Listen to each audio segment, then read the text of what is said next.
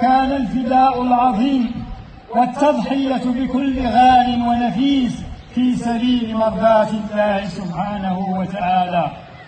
فالعيد عباد الله ليس مجرد فرحة عابرة أو أيام للأكل والشرب فقط، بل العيد محطة إيمانية للتقرب إلى الله بالأضاحي وإظهار الشكر على نعمه الكثيرة.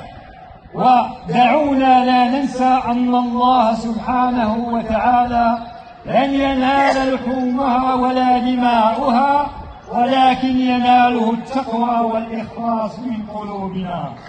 فاجعلوا يا عباد الله من أيام عيدكم فرحة لتجديد العهد مع الله سبحانه وتعالى وتطهير القلوب وإصلاح ذات البين. الله أكبر، الله أكبر، الله أكبر.